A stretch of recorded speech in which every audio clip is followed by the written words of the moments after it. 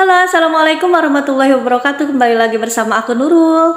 Gimana kabarnya teman-teman semua? Semoga selalu sehat, selalu mendapatkan ridho dan rahmat dari Allah Subhanahu wa Ta'ala. Amin ya Rabbal 'Alamin. Teman-teman, gimana kabarnya? Udah lama sekali ya kita tidak berjumpa. Sudah lama sekali aku tidak buat vlog.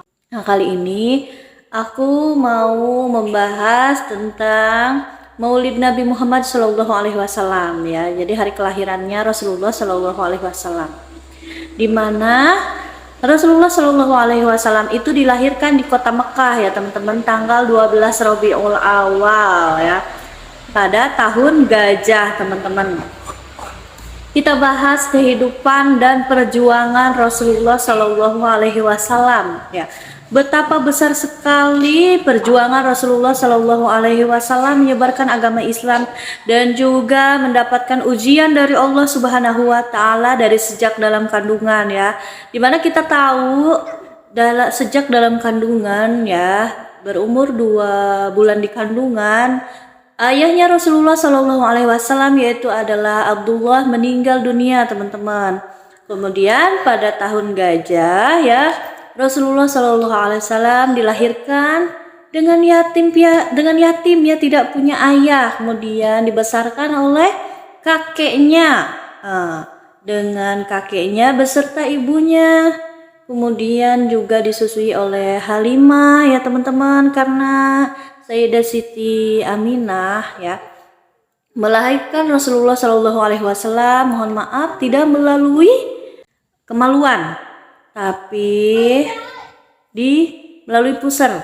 Jadi Rasulullah Shallallahu Alaihi Wasallam ini sangat berbeda teman-teman lahirnya dengan kita ya, sehingga Sayyidah Siti Aminah itu tidak mengeluarkan air susu teman-teman ya. Nah, siapakah yang menyusuinya? Yaitu adalah Halimah ya, disusui oleh Halimah. Kemudian saat usia 4 tahun meninggallah ibunya ya, Sayyidah Siti Aminah meninggal teman-teman. Rasulullah Shallallahu Alaihi Wasallam akhirnya menjadi anak yatim piatu ya teman-teman. Kemudian saat usia 8 tahun Rasulullah Shallallahu Alaihi Wasallam pun ditinggalkan oleh kakeknya teman-teman. Kemudian hidup bersama pamannya.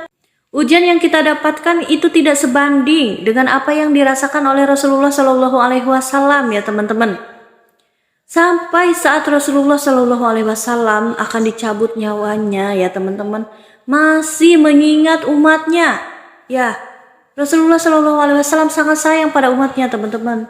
Rasulullah memohon kepada Allah Subhanahu Wa Ta'ala pada saat dicabut nyawa begitu sakitnya, sehingga Rasulullah meminta kepada Allah agar rasa sakitnya dicabut nyawa ini dilimpahkan kepada beliau.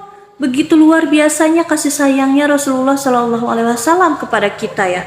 Tapi kita punya permasalahan sedikit langsung mengeluh, langsung meninggalkan ibadah, langsung seuzon kepada Allah Subhanahu Wa Ta'ala ya. Jangan teman-teman. Ayo kita mulai dari sekarang introspeksi diri ya teman-teman, bahwa kita hidup di dunia ini sudah diberikan fisik yang sempurna. Bandingannya apa sih? Kita diberikan fisik yang sempurna oleh Allah Subhanahu Wa Ta'ala, kita diberikan kebahagiaan oleh Allah, kesehatan oleh Allah, fasilitas di dunia ini oleh Allah.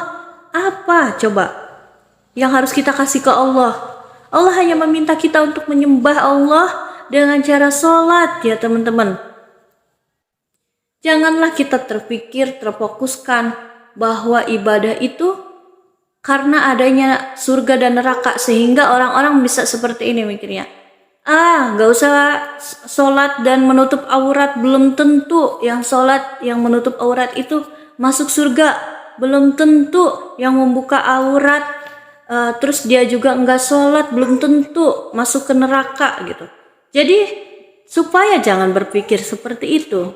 Lakukanlah kita ibadah itu karena Allah Subhanahu Wa Ta'ala, karena kita sayang kepada Allah, karena rasa syukur kita kepada Allah Subhanahu Wa Ta'ala, karena Allah telah memberikan kasih sayang yang begitu besar kepada kita. Fisik kita, kehidupan kita, kebahagiaan kita ya teman-teman. Itu yang harus kita tanamkan dalam diri kita, rasa sayang kita kepada Allah, kepada Rasulullah Shallallahu Alaihi Wasallam. Kita beribadah itu karena rasa syukur kita, teman-teman. Ya, seharusnya mungkin karena kebaikan Allah Subhanahu Wa Taala kepada kita, balasannya itu adalah sehari-hari, setiap detik, setiap menit kita itu mungkin sholat, teman-teman. Tapi tidak, Allah Subhanahu Wa Taala memberikan peluang kepada kita untuk berusaha agar kita bahagia, agar kita mendapatkan fasilitas, bisa membeli apa hal yang duniawi, teman-teman. Allah Subhanahu Wa Taala memberikan keringanan kepada kita, yang penting kita dengan kita memiliki rasa syukur di dalam hati kita dan sayang kepada Allah Subhanahu Wa Taala, beribadah karena Allah gitu ya teman-teman. Insya Allah hidup kita akan tenang, hidup kita bahagia, teman-teman.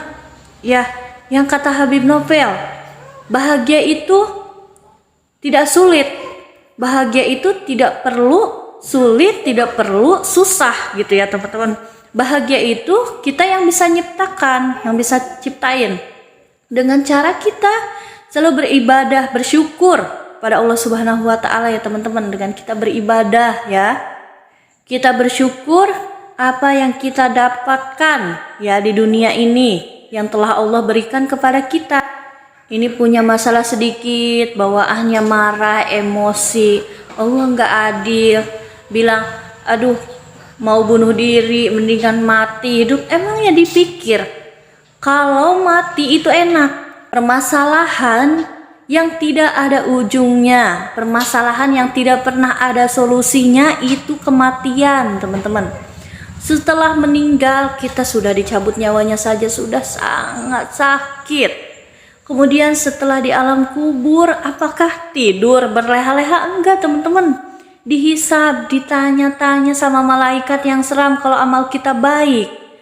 Malaikat pasti akan memberikan kebaikan. Tapi apa daya dengan bunuh diri? Ya, apa yang akan dirasa? Teman-teman, apakah masih berharap nanti setelah meninggal akan berleha-leha? Akan santai tidur gitu? Enggak, teman-teman ya. Dengan kita bunuh diri, merasa udahlah hidup ini udah nggak bersahabat sama saya, mendingan mati aja. Jangan berpikir seperti itu. Yang punya banyak hutang, berdoa sama Allah Subhanahu Wa Taala ya, memohon kepada Allah, memohon ampunan dosa, memohon agar Allah memberikan jalan. Insya Allah Allah akan berikan jalan. Jangan berpikir akan bunuh diri, jangan teman-teman ya, karena permasalahan yang tidak pernah ada ujungnya, yang tidak pernah ada solusinya itu adalah kematian. Kalau di dunia ini kita memiliki masalah, masih punya jalannya, masih ada solusinya. Di setiap penyakit pasti ada obatnya, di setiap permasalahan pasti ada jalan keluarnya. Jadi kita harus berpikir seperti itu ya. Makanya Rasulullah Shallallahu Alaihi Wasallam diterpa ujian, diterpa masalah itu selalu berharapnya kepada Allah Subhanahu Wa Taala, karena Allah jalan satu-satunya yang dapat menolong kita gitu teman-teman. Oke, jangan lupa untuk selalu like, comment, share, dan subscribe. Assalamualaikum.